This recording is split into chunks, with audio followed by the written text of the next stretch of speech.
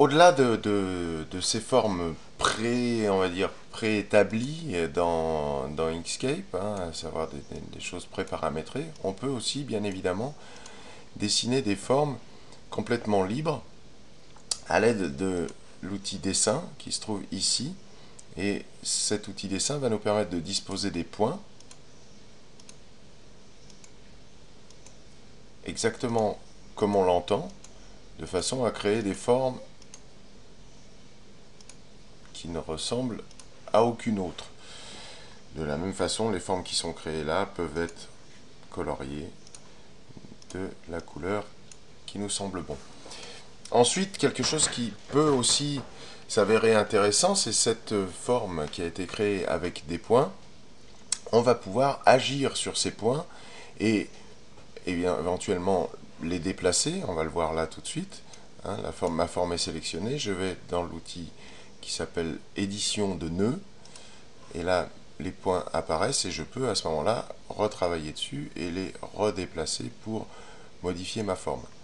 Mais au-delà de ça, on va pouvoir modifier, alors moi je dis des points, mais en réalité dans le logiciel ça s'appelle des nœuds, on va pouvoir modifier ces nœuds en les rendant par exemple courbes, de façon à pouvoir les modifier aussi de façon courbe avec ce qu'on appelle des courbes de Bézier, où on va pouvoir avoir toutes sortes d'actions sur ce type de nœud et à ce moment-là créer des formes tout à fait loufoques et même assez complexes.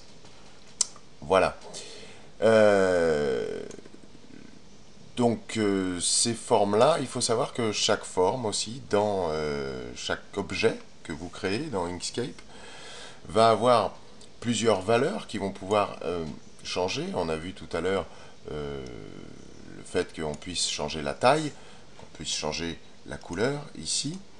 Et on a aussi un autre paramètre qui peut se modifier, c'est ce qu'on appelle le contour. Chaque forme a un contour et un remplissage.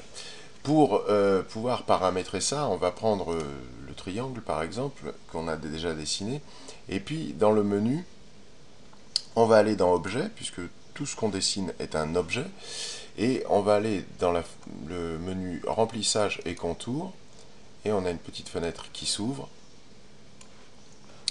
Et ici, on a plusieurs onglets. On a le fond, le contour et le style du contour.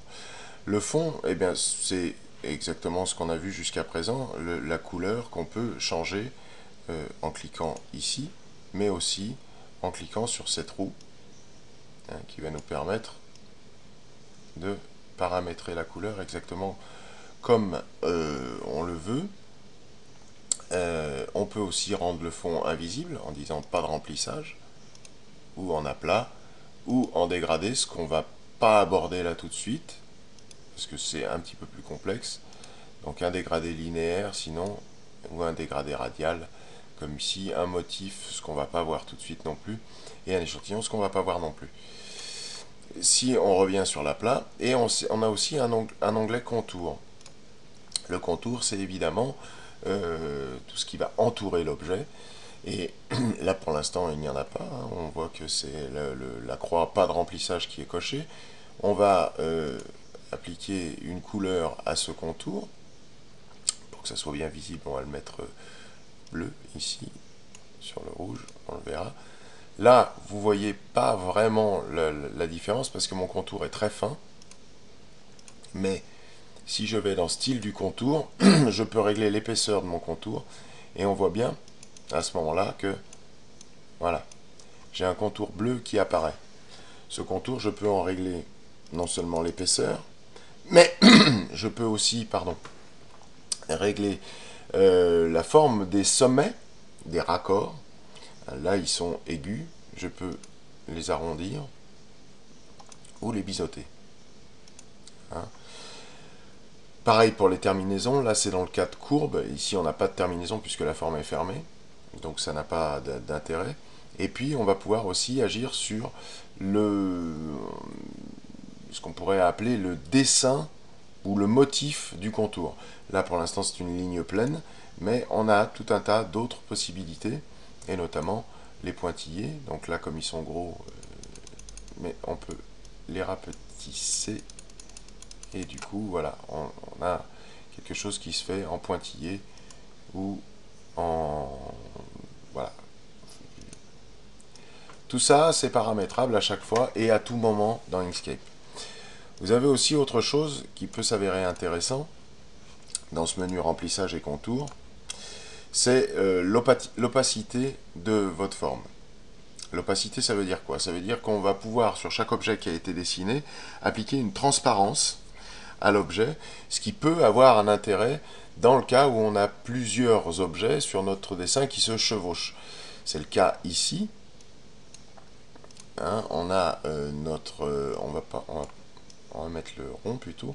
Mon rond qui se trouve sous mon triangle. Si je veux qu'on devine quand même la forme du rond qui se trouve sous le triangle, je peux décider à un moment d'appliquer une transparence à mon objet triangle qui va de cette façon laisser apparaître la forme qui se trouve au-dessous ou quelque chose qui se trouve au-dessous. Une forme, un texte ou peu importe. Voilà.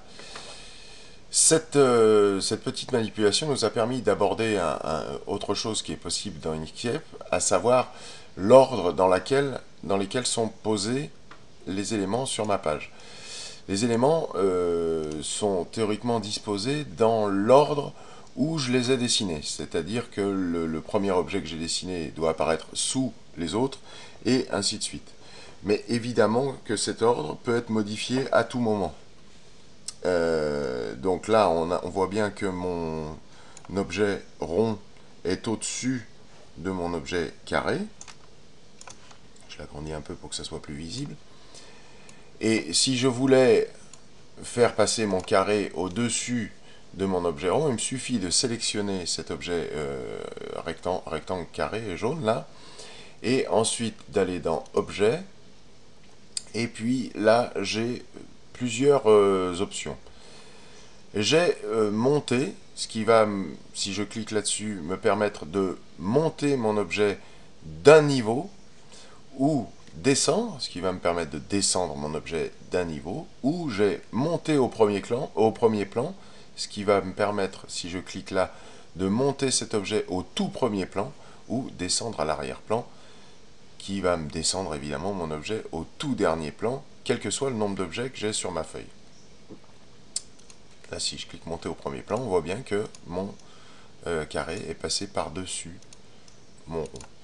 Et je peux, à ce moment-là, si je veux, appliquer une transparence à cet objet, ce qui va me permettre de deviner le rond derrière. Autre commande qui est présente dans le menu remplissage et contour. On a vu la transparence. Et on a aussi un effet de flou. C'est assez rarement utile, néanmoins, dans l'exemple qu'on va faire tout à l'heure, on s'aperçoit que ça peut être utile. Donc je vous le précise, il est très sensible dans Inkscape, donc il va être assez rare que vous ayez à appliquer un flou de 80%, parce qu'on voit que dès 1 ou 2%, le flou se fait déjà très prononcé. Là, on est à 12% et déjà, on a un vrai gros flou. Voilà. On verra tout à l'heure que ça peut être utile et que ça peut être un outil assez performant, notamment en tout ce qui concerne les ombres portées.